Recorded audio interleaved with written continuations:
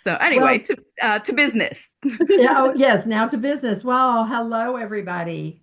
It what do I usually say, Taryn? Good morning, good afternoon, or good evening, whatever Yes. time of the day it is for you.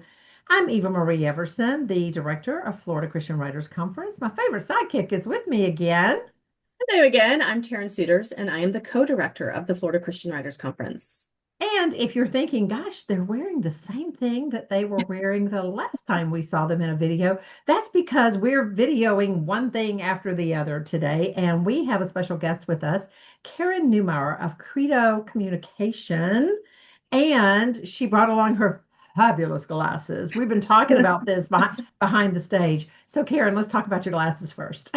Yes, we were discussing that I got these from Pair Eyewear and how they come with these nifty little toppers. No lenses in the toppers, just in the frames, and you can swap them out as desired. I love that. I I love do that. too. And I was just thinking, there's Kennedy who became famous with MTV. And now she has this podcast called Kennedy Saves the World. And she's a guest on several, different TV shows and all this. She is known for her glasses. And I bet that's what she does. She Yes, doesn't have Probably. 800 pairs of glasses. some people do. Some Yeah. people do, but I'm not one of them. I'm a little more frugal than that. Yeah, so that is just so cool. That makes you very special. Yes, we do love those glasses. So Karen, tell us a little bit more about you, and then talk about what you do for Credo and what you're going to be doing for us. We'll talk about that in a minute. Absolutely. Well, I'm Karen, and I'm with a literary agency called Credo Communications.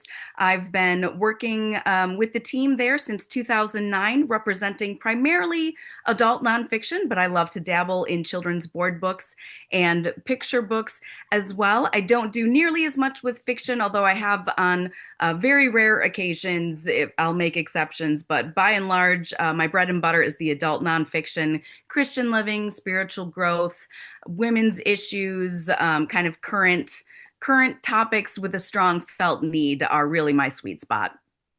Well, and that's very much needed because I think, what, and we've seen this. I've been at this for a long time now, almost 30 years, that everything kind of runs in cycles, and then fiction has this huge upswing and nonfiction goes down, and then there's this huge need for nonfiction again. So we have watched that over the years, just kind Yes. of ebb and flow. Yes, absolutely. What Absolutely. what do you see is the biggest felt need in the industry right now when it comes to nonfiction? What are they really looking for? Oh, goodness gracious. Let's see. It really varies publisher to publisher.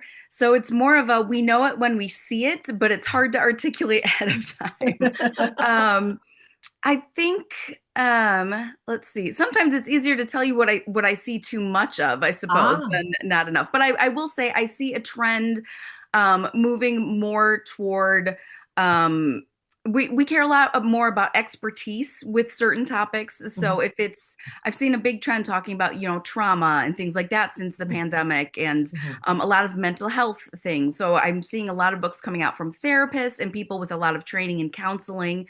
And I know that's something that is very much of interest to me. So we love to hear any of that. Just kind of a fresh take on some of these perennial issues that we're going to run into, over and over again, despite the current events. So I think that's the best way that I can explain it is just a fresh Yeah. take on these perennial issues, Yes. Yes. without also being too tied into current events. Just because Mhm. publishing is a very slow industry, Mhm. Right. Yes. so whatever's happening now, if the book doesn't come out for another year or two, It's that's not over. going to be too fresh on everyone's mind. Right. So to Right. keep this timeless quality to it, but a fresh take in a way that makes you go, oh, I haven't thought of it that way before. Aha! Yeah. And those are my favorite kind of books to see. I know that's very vague, and I apologize for that, but But it's uh, interesting It's because you funny said that you you get mentioned a. that. Go ahead, Taryn. No, no, no. You Oh, go ahead. okay. You were saying you can tell us what you get a ton of, and that's kind of maybe getting flooded. Your Mhm. or email box is getting flooded with. And I'm kind of curious about that because knowing what not to send is just as important as knowing what to send. So Mhm. tell us yes, more and about that. that's not to say don't send it. It True. just it's got to be a very unique angle on something that I have not seen before. But the two things that I think I've seen the most of that is it's all very very similar to itself are things on identity, such as our identity in Christ, Hmm. and just overcoming stories of overcoming whatever whatever barrier or hurdle or anything like that. And of course, both of those are perennial topics. We will always need Yes. books that address those, but what I'm seeing is all very, very similar and really saying the same thing. So I want to see a unique spin on that if you're going to talk about those topics, or find another way to just another angle to talk about kind of the same baseline, if that makes sense. So those are really hard to break out in right now unless you're doing something very, very unique. So be very intentional, know your comp titles, so that you Hmm. know what stands out about your book. Just I think it was last year, maybe it was 2 years ago. I was at a conference and this woman sat down with me. She had this nonfiction pitch, and she said she had a near-death experience, and of course we've seen so many the near-death, the life after death, type of books and ideas. And I said, well, what about yours makes you unique? And she said, well, I was one of only a few survivors of a plane crash. I was like, well, no, that is unique. That's unique. Oh, Yeah. yeah.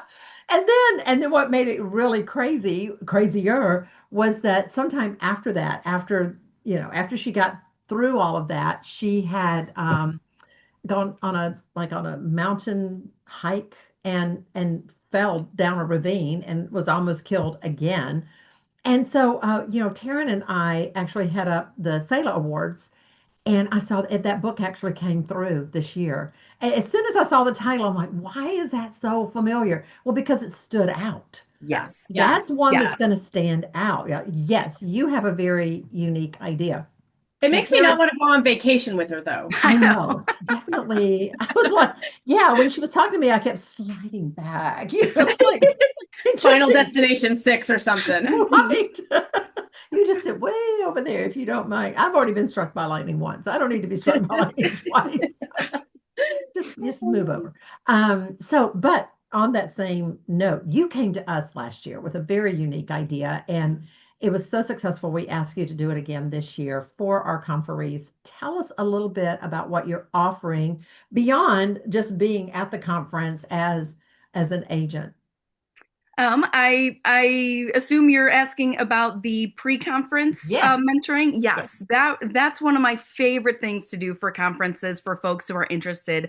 I like to offer a pre-conference call, and that can look a variety of different ways, whatever is going to be most helpful to conferees. Sometimes it's just if you're a first-time attendee and you want to hear about what can I expect, how should I prepare. Sometimes it's more specific, saying I'm writing about this, this, and this. What's the best way for me to make the most of my time? I had one gentleman actually go through the schedule and say, should I attend this class or this class? Hmm. And we did that for an hour or so, and it's so much fun for me. And every single time we had a moment with every aspiring author I spoke with, every single one of them, we had an aha moment when they went right here. This was worth the call right here. Yeah. And so it's very very fun, and I find it to be very helpful for folks that they can walk in feeling confident and comfortable, knowing what to expect, and feeling as prepared as possible. Oh, Yeah. that's a really, really great It point because really is, because what we get spending is every money. year is we get people who are just new to conferences all the way around. They don't know what to expect. And it doesn't seem to matter how many times we have said, study the schedule, study the schedule, study the schedule. They get to the conference and they are in panic mode because Yeah. they didn't study the schedule. And Yes, they want somebody to sit down with them now and go over it. Well, we can't now. yes. This is not our like Taryn and myself, we are overwhelmed. You have no idea the fires, people, that we are putting out in the background. And we're trying to juggle so many things at once to come to us and say at the conference, can you look at the schedule with me and tell me what I need to take? I don't know you. I don't know what it is you're looking for, where you are in your writing journey.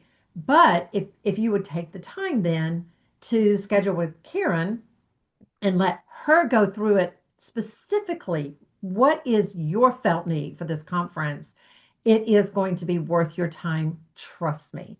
It's going to be Yeah. worth your time. It's going to be worth your money because you don't want to have spent the amount of money that you spend to go to a writers conference Yeah. and then be in full blown panic the whole time. Yeah. And Exactly. Yes. say, oh, I wish I had them.